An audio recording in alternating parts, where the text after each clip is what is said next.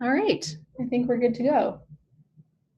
So thank you so much for joining our webinar today on misinformation and what to do about it. We decided to do this webinar today. There we go. We decided to do a webinar on this topic because this is an issue that I think a lot of people are concerned about. Certainly here at E4D, it's something we're concerned about, especially with the US election in 2016. There was a lot of talk about how fake news and misinformation might have influenced that election.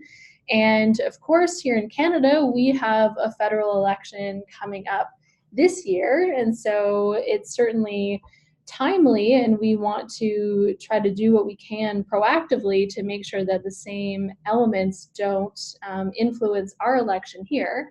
So that was part of the driver behind wanting to do this webinar. And then, of course, there's other impacts of misinformation. This first story on the measles outbreak in Vancouver is from just last week. So measles had previously been eradicated in Canada, and now, just right now as we speak, there's an outbreak in Vancouver. And this comes after a number of outbreaks all around the world that have led to many deaths of children. So, misinformation actually has real life and death impacts for people. And a recent poll that just came out last week showed that 71% of Canadians are worried about false information and how that could be used against us as a country. So I think it's an issue that a lot of us are concerned about, and there's a lot of talk over. And so we really wanted to dig a little bit deeper into the science behind it to better understand why we are so susceptible to it, and then also really focus on evidence-based ways that we can all fight back against misinformation, because I think a lot of us are really concerned about it, and at least for me, maybe a little bit tired of hearing the concern and really looking for solutions and what to do about it. So we're definitely going to talk about those today. So first, we'll start by just talking about what misinformation is. I think it's pretty straightforward. It's basically false or incorrect information. It does have serious effects both on public consciousness, our trust, our sort of sense of consensus of a sort of shared truth as a society. And it also really sort of shows some errors in the way that we think. And we're going to get into that in a little bit more detail, into sort of what growing misinformation sort of reveals about how our brains work and why we're so susceptible to it. You might be wondering why we're not using the term fake news. It's a very sort of popular, catchy term that a lot of people are using. We made the decision last fall to actually stop using the term as an organization. There's been a number of research on the term and the exposure to it, and that even just hearing the term fake news, even when it's being done by organizations like us who are trying to combat it, hearing the term itself actually reduces people's trust in the mainstream media. And the term has become such a catch-all to refer to everything from misinformation to actual fake news articles to things like Russian bots, that it is just sort of inaccurate to use. So many people have different definitions of it that it's hard to know if you're really talking about the same thing.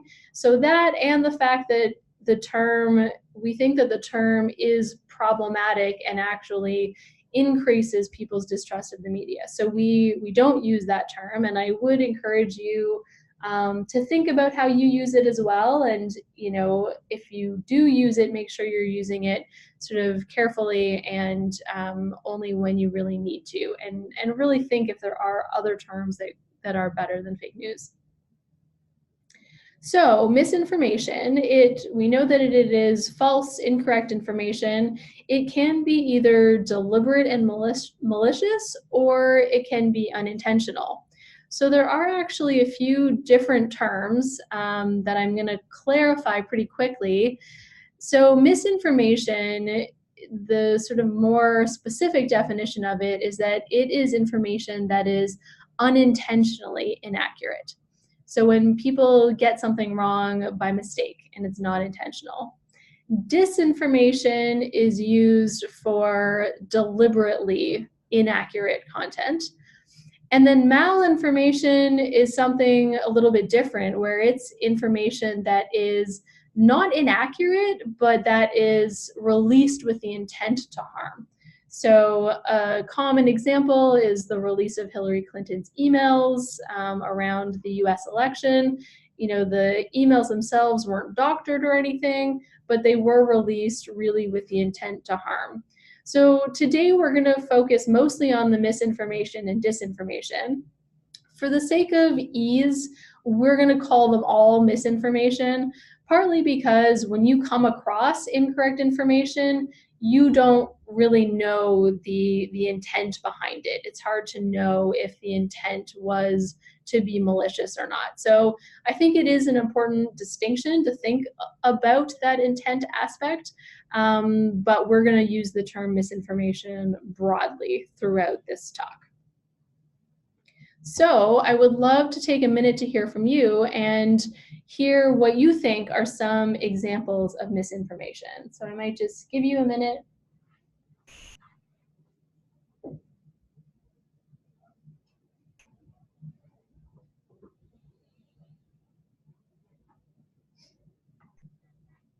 Does anyone have any thoughts of misinformation that perhaps they've seen come by in their social media feeds? I know I have been surprised by how much I've seen, and that was actually part of what made me want to do a webinar on this, is that I was really shocked at how much of it I was seeing come across in my feed. So we're hearing fake academic articles, that's a good one. Alternative medicine, yeah. Misquoting a scientist, that's a really good one, taking only the portion of the quote that fits their story.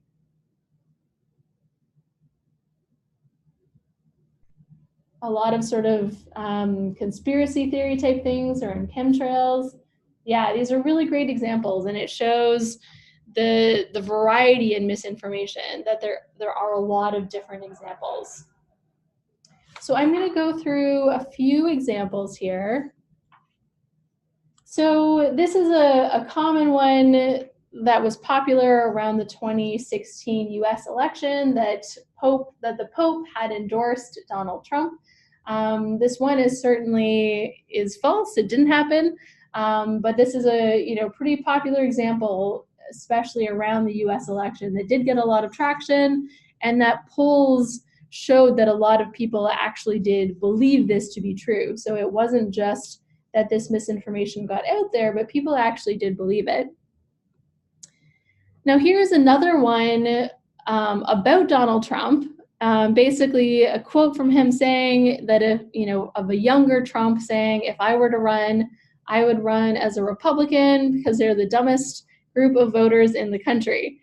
So this one is not true. This is also a piece of misinformation. And this is actually one that I have seen shared by a professor, actually, on my Facebook page. So I thought this one was really interesting because, one, it shows that the problem is not just limited to people on the right side of the political spectrum, which I think is important. It shows that we're all susceptible.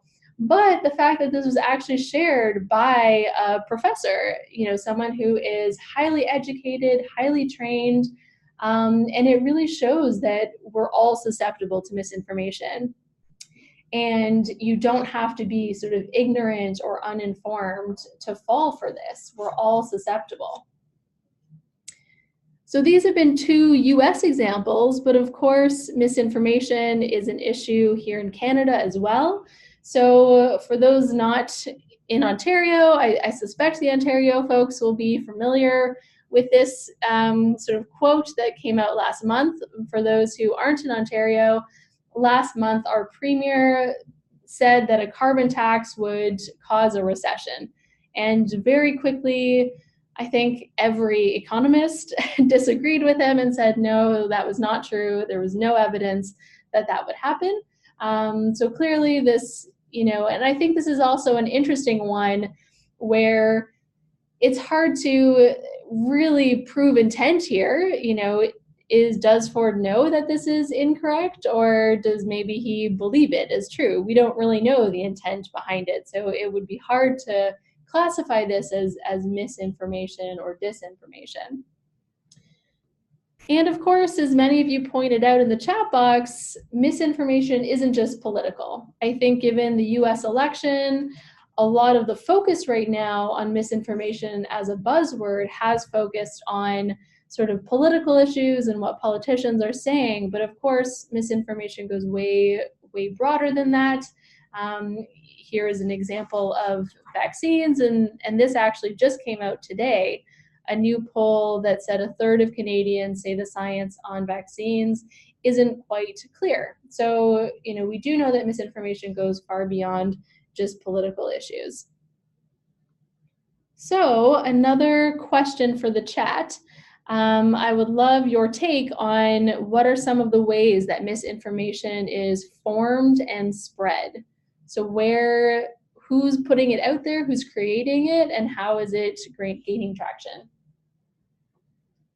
Social media, YouTube, any other thoughts? Lots of people saying social media, some people saying forums and groups. Yeah, those are some really good examples, things like 4chan and Reddit. Idiot celebrities, yep, sadly but true. We know that particularly on the vaccine issue, a lot of celebrities have been behind misinformation around vaccines. Trusted community figures, yeah. Sensationalist, misleading headlines, trolls. These are all really, really good examples. So those are some great examples, and I think you guys really touched on a lot of the ones that I wanted to highlight. Certainly right now, a lot of the source of misinformation is actually coming from politicians and public figures, and this is particularly notable with Trump, of course. There's been a lot of sort of fact checking of what Trump says. And I believe that in 2018, Trump averaged 15 inaccuracies or mistruths a day. So that's pretty stunning for a politician to sort of be speaking mistruths at quite that rate. And I recently was at a talk at a AAAS conference by someone who studies misinformation and fake news specifically.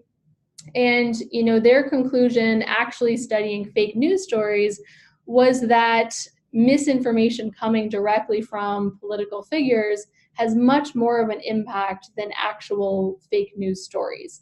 Partly because these political figures have such a platform and they're in positions of authority, and so it's sort of this challenging environment where I think the media feels like they really have to cover everything that these people in power say, and so often they get this sort of direct channel to say whatever they want, and it gets to the public without necessarily it having to be accurate at all.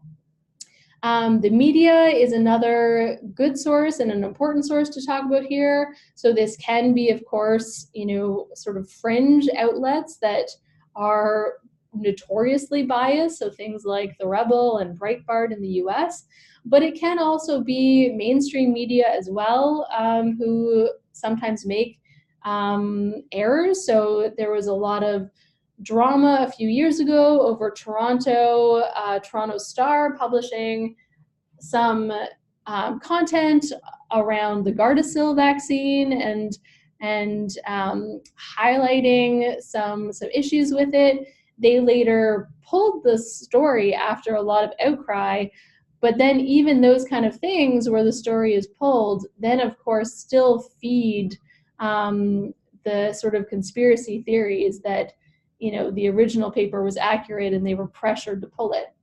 So even the mainstream media can certainly be responsible for some of this misinformation. And then, of course, there can be sort of vested interests, sort of bad actors. Those can be people with political agendas trying to influence elections. It can also be simply companies looking to make a profit.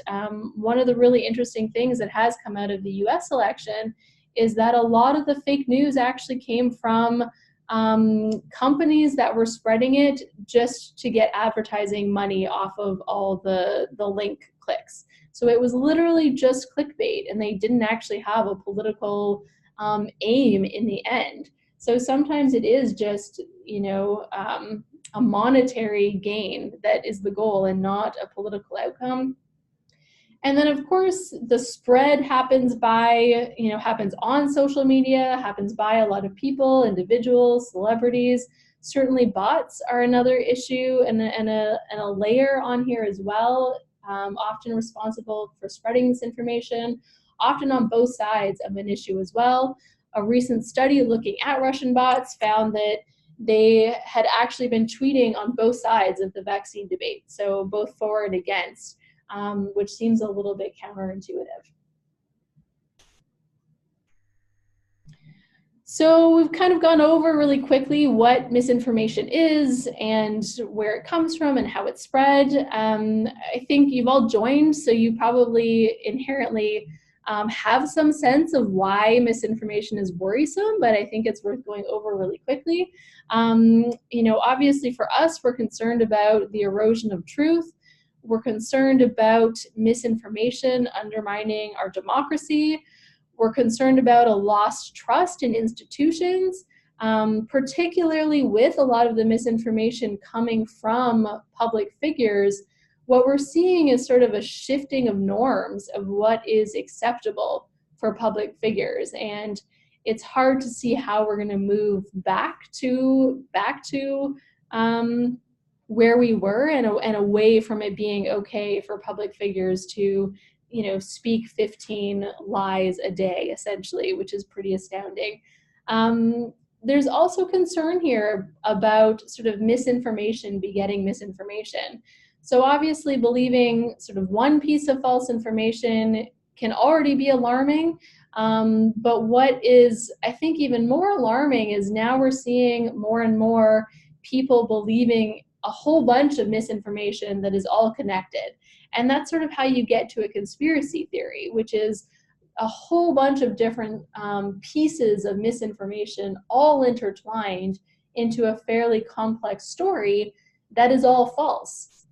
And the challenging thing is that once people sort of go over that cliff into believing a full-blown conspiracy theory, it's actually very, very, very hard to get them back into sort of understanding mainstream facts and information. And here's one of the quotes that I really like that sort of summarizes for me what the big concern is here around our democracy. The lifeblood of democracy is a common understanding of the facts and information that we can then use as a basis for negotiation and compromise. When that goes away, the whole foundation of democracy gets shaken. So the real concern here is that we seem to be moving more and more towards a time where we have different groups of people who have fundamentally different beliefs about reality and what is true. And democracy really can't function in that environment. And so, you know, this is why it seems like it is such a critical moment and why I think fighting misinformation is so critical. So of course, Evidence for Democracy is a science-based organization. We're really interested in how science plays into this, and I suspect a number of you are scientists or involved in science. So I would love to hear from you how you think that science is political in the face of misinformation? And I'll read out some of the answers.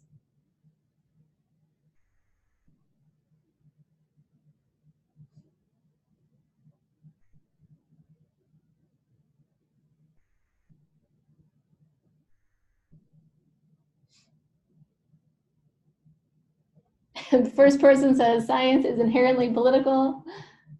Don't understand the question. That's fair. It is a little bit more of a challenging question. Science provides evidence for policy. May not want that.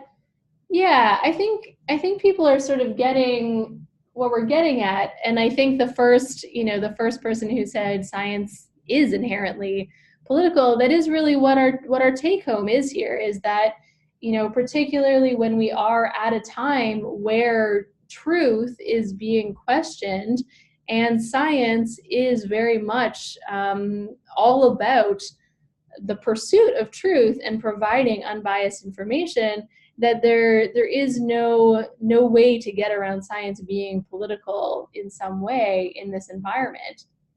And I think, we're also really interested in the role that science and scientists as individuals can play in combating misinformation.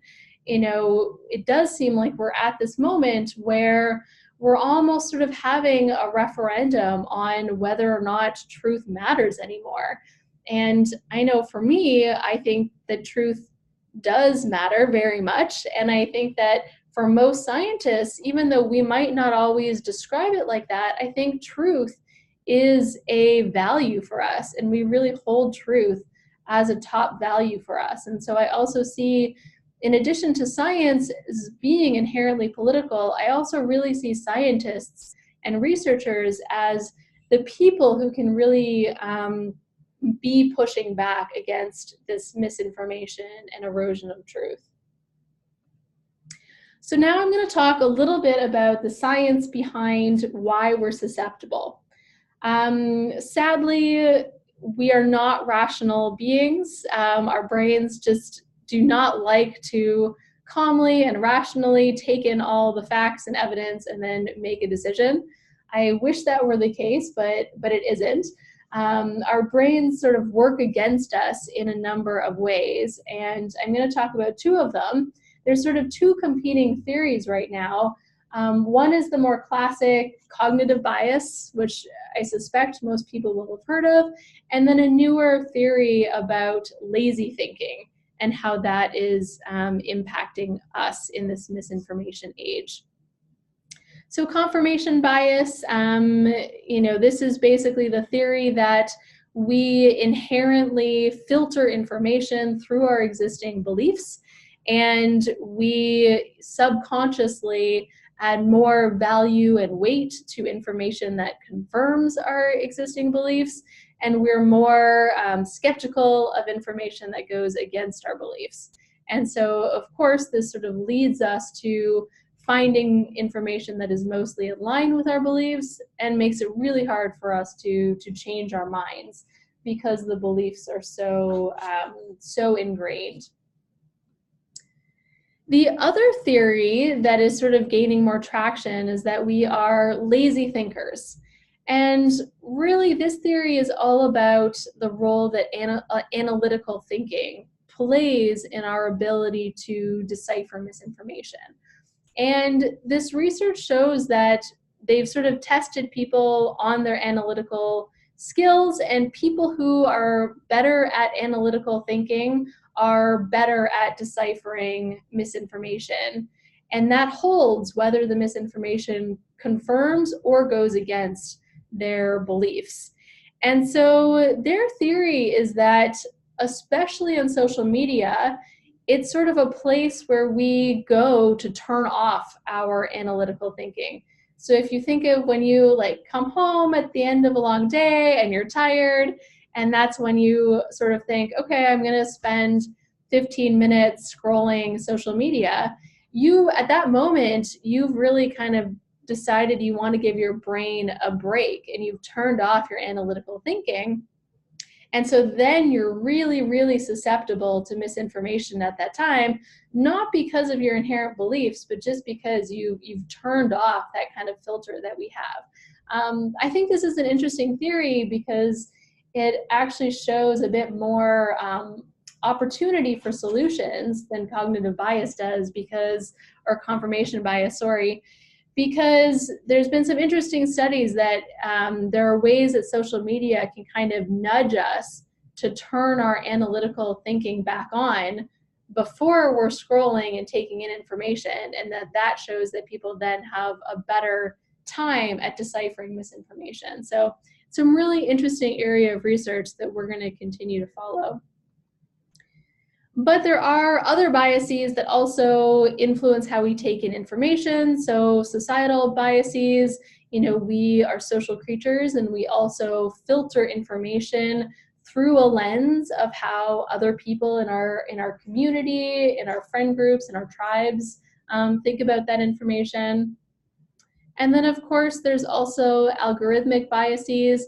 This is a pretty complicated issue that could be its own talk that I won't get into, but really social media companies in particular have really designed algorithms with these other biases in mind, with our cognitive and social biases in mind, to exploit them in some ways and really sort of make them work against us. So we sort of have these three different layers of working against us.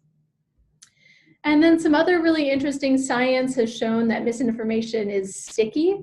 So kind of once we hear it and we stick it into our brain almost as like a puzzle piece or part of the story, it's really, really hard to get it unstuck, which is partly why things like fact-checking can be really challenging.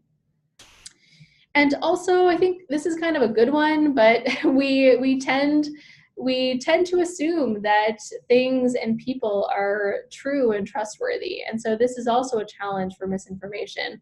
We're used to getting information from other people rather than necessarily seeing it ourselves or doing a science experiment ourselves. We're used to trusting experts and other people, and so we tend to go on the assumption that they're trustworthy, which is obviously challenging in the current online environment. All right, so now I'm going to start talking about the more fun section around what can we do about it. And I think often people think of sort of fact-checking or debunking as the first step of, well, if we just invest more into fact-checking, that will be the answer. Sadly, there's been a lot of research that shows that retractions and fact-checking often doesn't work. It generally doesn't reach nearly as many people as the original misinformation did. Even when it does reach a large number of people, usually the people sharing the fact-checking are not the people who shared the original misinformation in the first place, so they're reaching two totally different audiences. The other challenge is that depending on how the fact-checking is framed, it often makes the mistake of sort of restating the initial misinformation, which can actually sort of inadvertently give it more traction. And of course, here's the example of The Lancet retracting the original paper that had been published linking autism to the MMR vaccine. The paper had been clearly debunked and retracted, and of course we know that this myth still persists. So there are some steps that can be taken for better fact-checking. So things like initial warnings. So this is sort of like giving people the heads up that there is misinformation or erroneous information out there. By hearing that, it actually kind of removes that trustworthiness filter that we inherently have and makes people be a little bit more skeptical. The fact check requires a lot of repetition in order to reach people. It also has to sort of fill in the gap that was left behind. So Remember how I said that misinformation is sticky? It's sort of like we plug it into a full story or a full narrative in our head. And often fact checking just tries to take that piece out. And our brains don't like that. They're much more likely to want to replace that puzzle piece with a different puzzle piece than to just take it out and have a gap. So if you are going to fact check, make sure that you are telling the alternative story as well, and not just saying that the misinformation was wrong.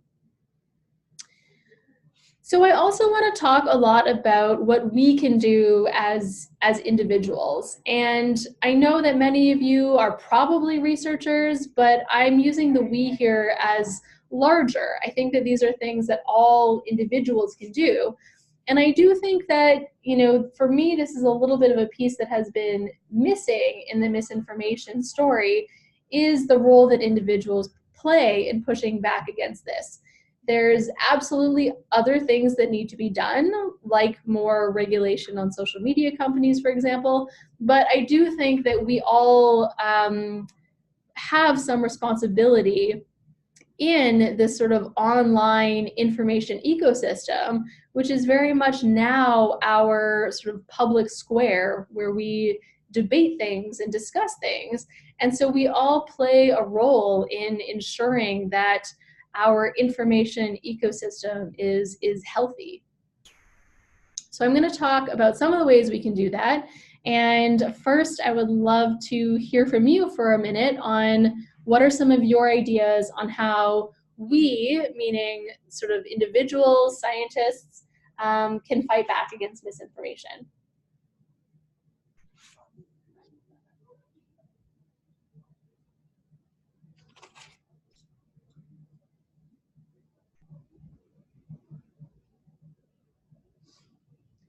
Great idea. Someone says to use humor. That's a really great point that I haven't included in the presentation, but the humor is a great one because humor kind of breaks through our defense mechanisms. So whenever you can use humor, that is a great one. Admit it when we get it wrong, absolutely. Become trusted community members outside science. Honest communication. Yeah, these are amazing. These are really, really great suggestions. So, of course, I think the first one, and some of you touched on it, is around taking responsibility for the content that we're sharing online. And part of this means challenging our biases. And that's why I like to go over the science of why we're so susceptible to this, because I think, especially for scientists and researchers, we're very well educated. I think often there's this sense that we're somehow immune to it, that we're not susceptible. And as soon as you think that way, you're extra susceptible because you're not going to be as sort of critical of yourself. So I think that is the first step, is knowing that we have these biases just like everybody else, and really taking that responsibility to make sure that what we're sharing is legitimate and is correct. So I'll move through some of these pretty quickly because I think that they're fairly obvious, but a good reminder to look for the original story, particularly when you see something shared on social media. Check the author and the source's legitimacy. I often do this. I'll search for the issue and then I'll add, fake or hoax next to it in the Google search, and I find that is really helpful. Check it against other sources. And so my tip here is to try to follow these steps whenever you see emotionally charged content. So I don't know about you, but I definitely do see this a lot in my social media feeds. And I've kind of been working to almost train myself that whenever I see content that really hits me emotionally, that instead of clicking that share button right away, I now have learned that feeling, that intense emotional feeling, if a post makes me feel like that, then that probably means I need to double check it. And I started being really rigorous about doing this after Trump's election. And I have found so many posts that I almost went to share that then I took that extra step and followed these steps, and it turned out that it was fake. So, absolutely, I have almost been susceptible to it. And so I think, taking that extra step, especially when you feel that emotional charge, is so important. So my next set of tips are around what to do if you've already shared it, because I know I have. As I mentioned, I've seen professors in my newsfeed share it. So it's likely something that we're all going to do. And I was really questioning this myself around what to do when you've already shared something. And so we sort of talked to some experts and dug up some evidence on what is the best thing to do. So as we've already covered, retractions tend to fail. So definitely don't post a new post, saying, oops, I accidentally shared something false. The best thing you can do is just delete the post outright. What I've seen a lot of people do is comment a correction on the post, but leave it up. And that's not a great idea, because most people are still just going to see the original link and image, and they're not necessarily going to read the comments. And so you're still kind of perpetuating that misinformation. And what is good to do is delete the post outright and then post a new link, not actually linking to the misinformation, but sort of stating that there's misinformation circulating on this issue. You accidentally, fell victim to it. You learned it was incorrect, and then post some true information if that's relevant. So the next set of tips is around how to correct misinformation when you see it. So this is when you see other people posting it. And, I will say here, I'm going to give some tips on how to do it, but I also understand that this can be, it can be sort of emotionally draining, and it can be timely. And so, you might not always be in the space to have that extra capacity to do this. But when you do want to take it on, here are some tips to do it well. So the biggest one is to challenge the information and not the person. And one too far.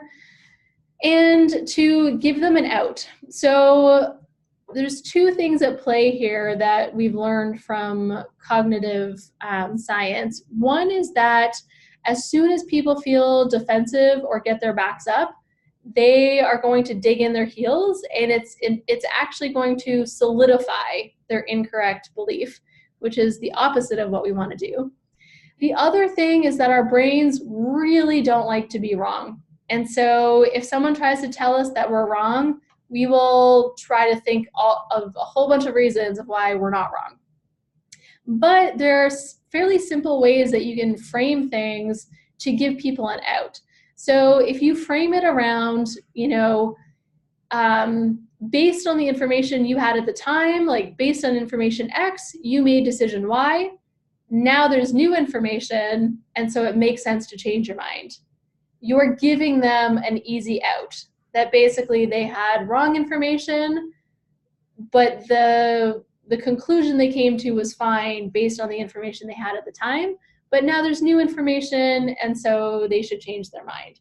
And so going at it that way really sort of takes the attack off and gives them almost like the permission to change their mind. Whereas if you go at it, in a way that is at all sort of attacking them or belittling them, you're likely just going to get them to solidify their view even more.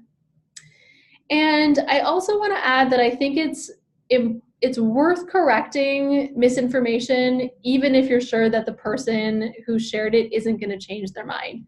So this is especially true on social media, where it is essentially a public forum. And I think we sometimes forget that. So even if the person who shared it is not going to change their mind, and you know that, there are still so many people sort of viewing what they're posting and viewing that interaction. And so I don't like to let misinformation go uncorrected when I see it.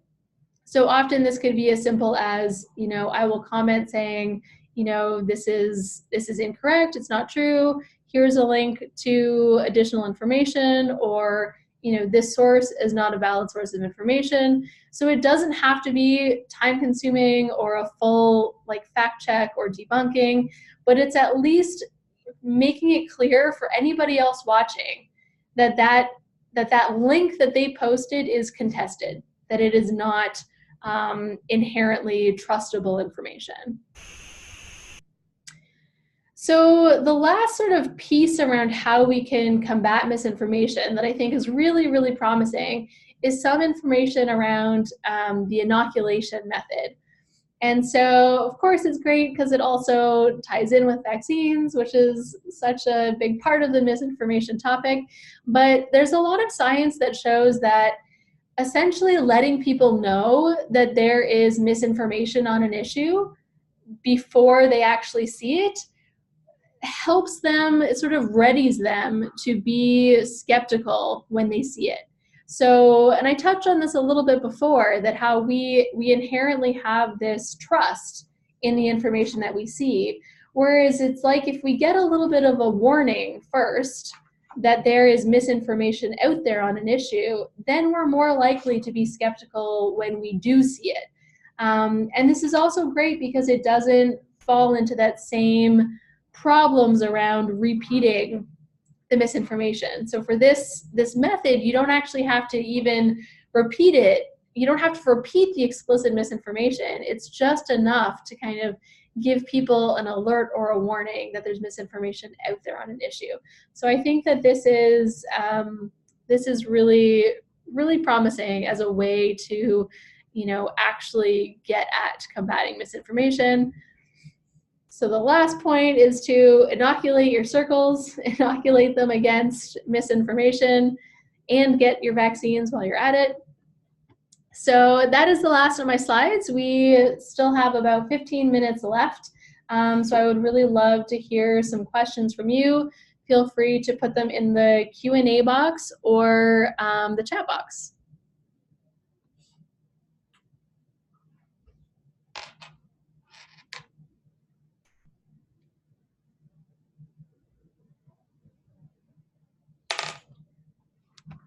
So someone says, what if my circles have already seen the information and it's too late to inoculate?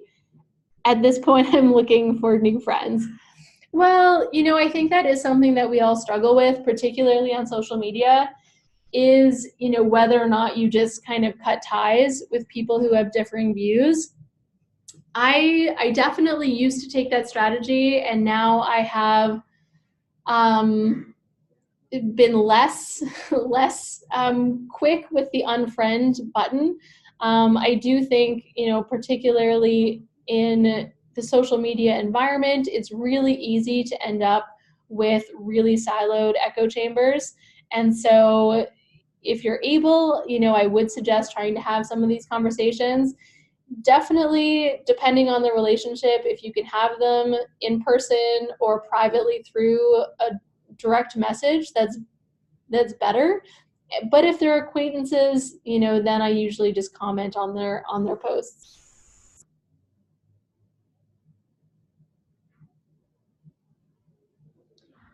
Someone put how to address misinformation coming from a scientist or expert on the topic.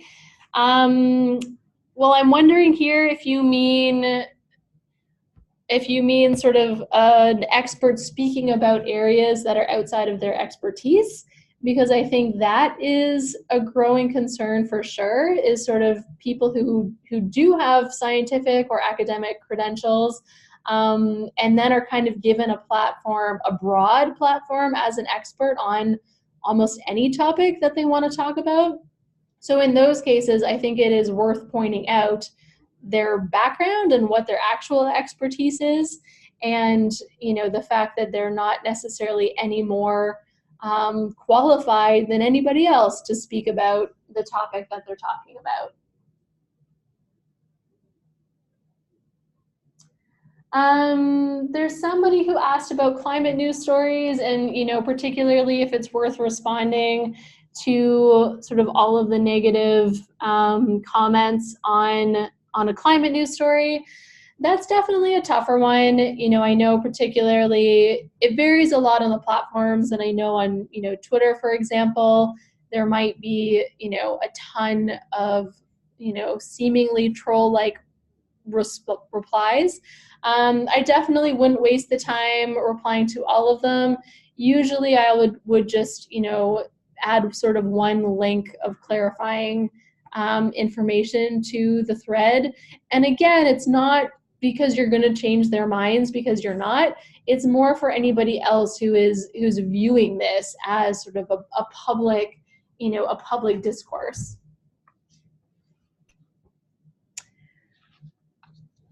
What do you do when you are being called out for misinformation that you know to be true? Well, that's a tough one. I mean, I think you have to have some facts at the ready, and certainly part of the challenge that I find here is that having an evidence-based position is a lot harder than making stuff up.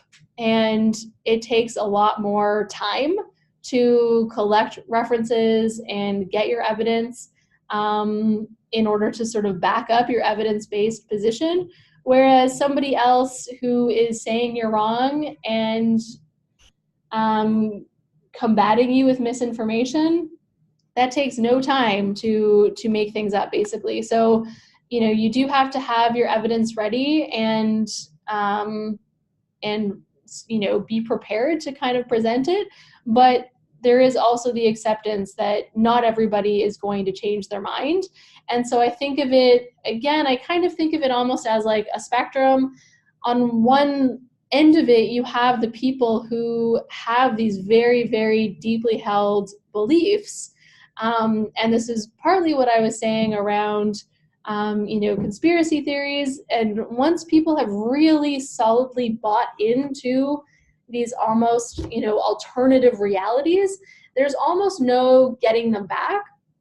And so I think it's more valuable to spend time focusing on the people in the middle and the people who are sort of more susceptible to, falling off of that misinformation cliff than it is arguing with the people who are fully in that conspiracy theory camp. So there's a little bit of, being strategic about who you're choosing to talk to about this. This is a great question. Do you see any value, truth to the information deficit model?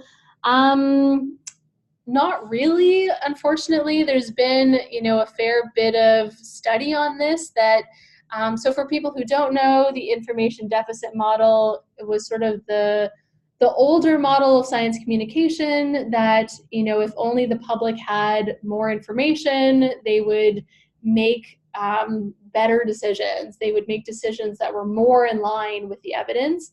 But there's been some compelling research that shows that just isn't the case. Our individual decision making is driven by so many of these other factors. That lack of information usually isn't one of them. Unfortunately, just taking a look at some other. Someone asks, what is the role of scientists in reducing misinformation? I think that's a great question, because I do really think that we have such an important role to play at this moment in time. So one, I think that a lot of the steps that I presented here are things that anyone can do. And I think that scientists, in our role as citizens, need to be making sure that we're doing all of these things. And then, of course, any areas that are within your scientific expertise, I think that, you do play a role in ensuring the facts get out there, particularly when it comes to the media. I think the media are very sort of hungry for experts, and they don't have a lot of time to go and find them. So the more sort of willing and available that scientific experts can be, to give the media their thoughts, that can be really beneficial. as well as, working to set the record straight when there is misinformation out there. So, the Premier Doug Ford's comments on carbon pricing causing a recession were a good example that, almost immediately, like every economist basically, was sort of writing saying that no, that was, just plain inaccurate and that no economist had those views. So I think that's, a good example of where the research community really did speak out very quickly against misinformation.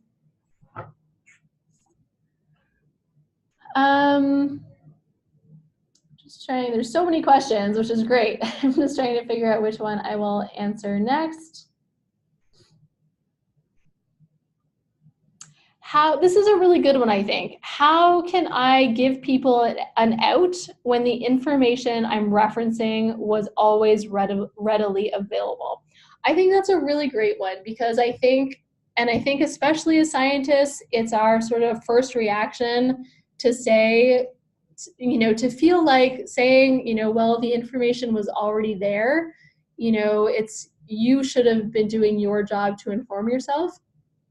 And I agree with that, but it's not a good way to get someone to change their mind. So I think even if that is the case, the way you communicate it is absolutely still about giving them an out. I mean, even in the case of, the concerns around vaccines causing autism, their fears are still based on something.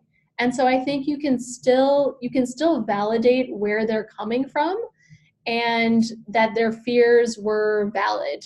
Even though they weren't factually valid, they were still valid to them and that they were real fears. They weren't choosing to ignore the evidence for the sake of ignoring the evidence. They were choosing to ignore it because they really felt that there was some confusion and that there was misinformation and that they were worried about their kids and their family. So I think, it does take a little bit of empathy and a little bit of really trying hard to put yourself in the other person's shoes. And I absolutely acknowledge that this is easier said than done and it can be difficult. But if you really want to, sort of reach out to people and change their minds, this is what the science shows is the best way to do it.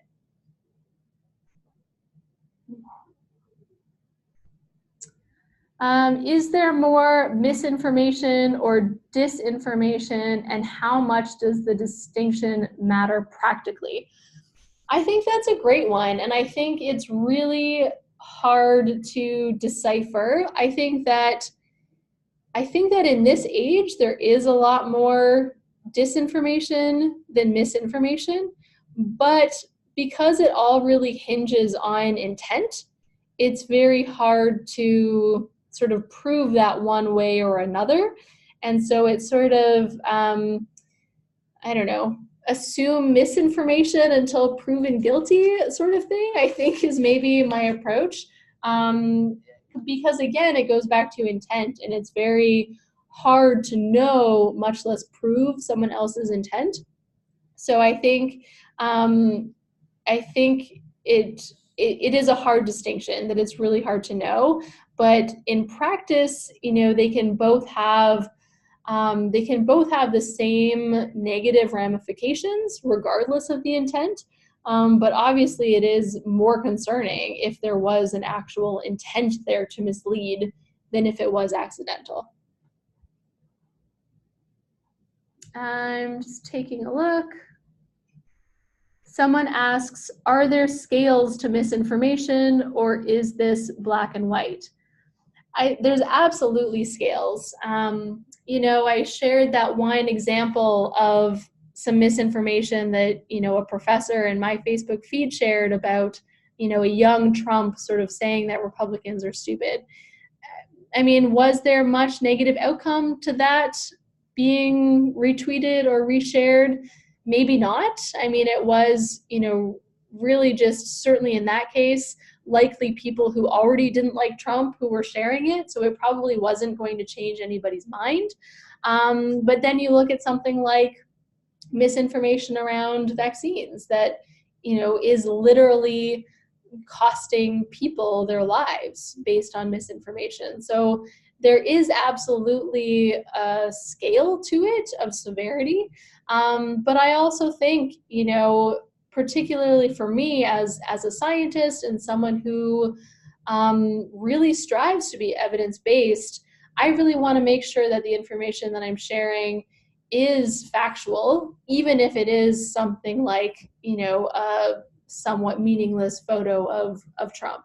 I think, so for me, I think the importance of being accurate is there, even if it doesn't necessarily have huge ramifications. But it's a really good question.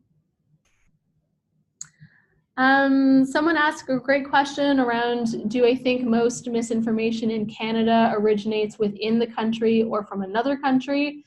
That's a really good question, and I haven't seen any analysis of this for Canada, but going back to that really interesting study that I heard about last week at AAAS, where they looked at the impact of fake news, which was more of the issue around sort of Russian interference in the election.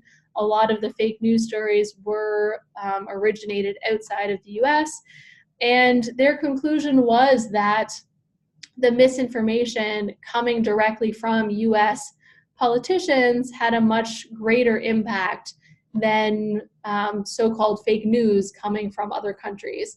So if that was the case in the US, where we know there was considerable foreign interference, I would suspect that that is almost certainly the case here as well, that most misinformation is coming from within Canada domestically than from foreign bodies. Yeah, it's a great question. We maybe have time for one more question. Someone asks if our new chief science advisor is helpful in combating misinformation. That's a really great question, and I think it also sort of sparks that broader question of the role of governments in this. So far, our chief science advisor, I don't really think has delved into this issue specifically, but other bodies within our federal government have. So there are a few other departments who are doing some work around misinformation.